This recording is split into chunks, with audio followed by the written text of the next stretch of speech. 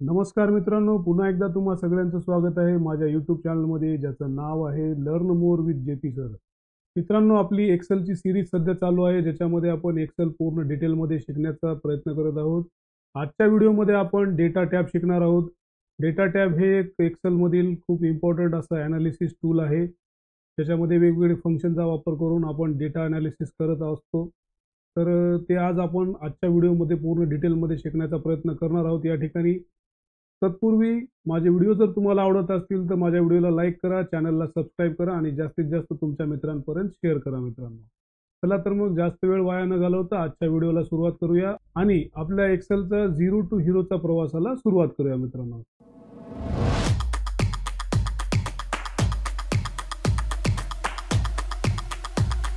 मित्रांनो, आजच्या व्हिडिओमध्ये आपण डेटा टॅब बघणार आहोत. डेटा टॅबचा अभ्यास करण्यासाठी मी या ठिकाणी एक सॅम्पल शीट तयार केलेली आहे, ज्याचा वापर करून आपण डेटामधील वेगवेगळे फंक्शनचा यूज करणार आहोत.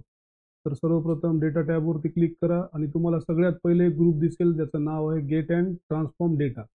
त्या ग्रुपमध्ये आपल्याला डेटा जर काही इम्पोर्ट करायचा असेल अदर सोर्सेसमधून किंवा इतर फाईलमधून, तर आपण त्या ग्रुपचा वापर करून वेगवेगळ्या माध्यमातून डेटा कलेक्ट करू शकतो. या ठिकाणी जसं गेट डाटावर जर क्लिक केलं तर from file, from database, from Azzur असे वेगवेगळे या ठिकाणी ऑप्शन्स अवेलेबल आहेत. टेक्स्ट नोटपॅड फाईलमधून किंवा CSV फाईलमध्ये, CSV means comma separated value फाईलमधून आपल्याला वेगवेगळा डेटा या ठिकाणी इम्पोर्ट करता येतो. त्यानंतर वेबसाईटवरून एखादा डेटा घ्यायचा असेल किंवा एखाद्या टेबलमधून किंवा रेंजमधून किंवा वेगवेगळ्या सोर्सेसमधून आपल्याला डेटा या ठिकाणी घेता येतो मित्रांनो.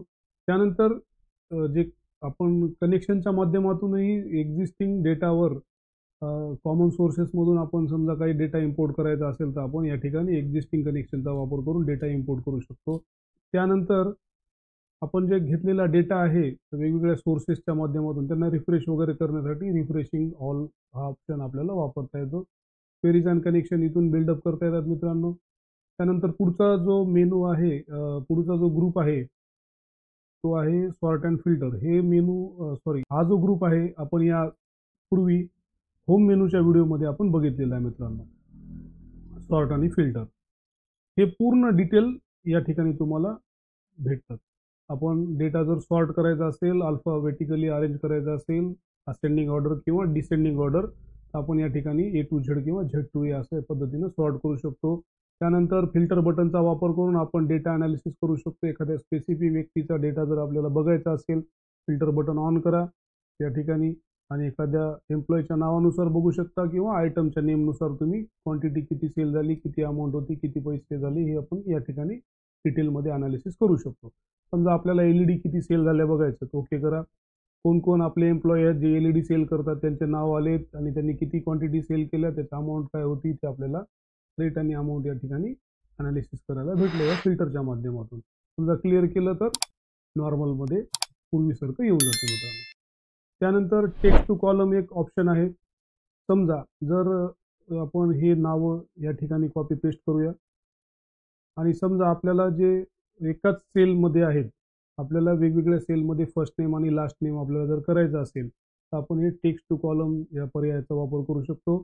टेक्स्ट टू कॉलमवरती क्लिक करा, त्यानंतर नेक्स्टवरती क्लिक करा, त्यानंतर टॅबच्या ऐवजी पेज ज्या ठिकाणी आहे त्याला सिलेक्ट करा, जेणेकरून तुमच्या फर्स्ट नेम आणि लास्ट नेममध्ये या ठिकाणी लाईन क्रिएट होईल मित्रांनो. नेक्स्ट करा आणि फिनिशवरती क्लिक करा.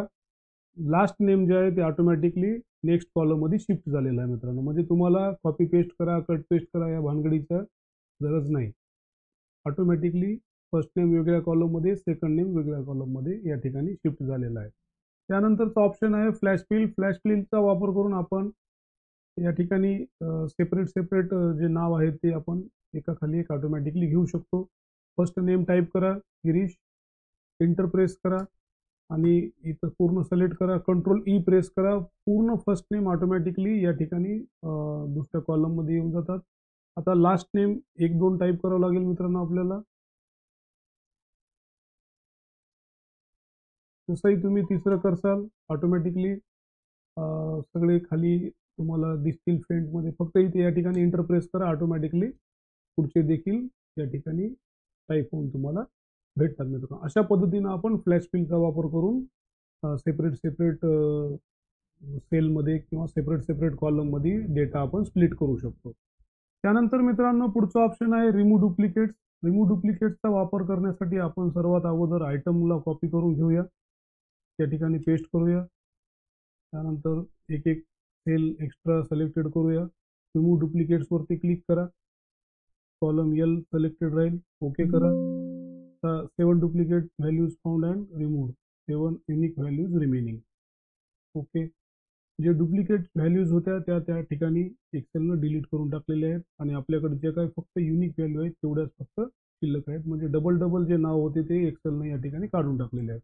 तर अशा पद्धतीनं आपण रिमूव्ह डुप्लिकेट्स ऑप्शनचा या ठिकाणी वापर केला आहे मित्रांनो. तर आजच्या व्हिडिओमध्ये आपण या ठिकाणी थांबणार आहोत मित्रांनो. उर्वरित जे फंक्शन आहेत, उर्वरित जे ऑप्शन आहेत ते आपण पुढच्या व्हिडिओमध्ये पाहणार आहोत. आजचा व्हिडिओ कसा वाटला मला नक्की कॉमेंट करून कळवा आणि माझ्या व्हिडिओला लाईक करा, चॅनलला सबस्क्राईब करा आणि जास्तीत जास्त तुमच्या मित्रांपर्यंत शेअर करा. आणि माझे व्हिडिओ तुम्हाला कसे वाटतात मित्रांनो हे मला कॉमेंट करून नक्की कळवा. तुम्हाला नवीन काही शिकायचं असेल तर ते देखील मला तुम्ही कॉमेंट करून सांगू शकता. आणि असेच नवीन दर्जेदार व्हिडिओ पाहण्यासाठी माझ्या चॅनलला सबस्क्राईब करा आणि तुमच्या मित्रांना पण करायला सांगा. तर पुन्हा भेटूया मित्रांनो, पुन्हा एका नवीन व्हिडिओमध्ये. तोपर्यंत आपल्या आरोग्याची काळजी घ्या. Bye bye. नमस्ते.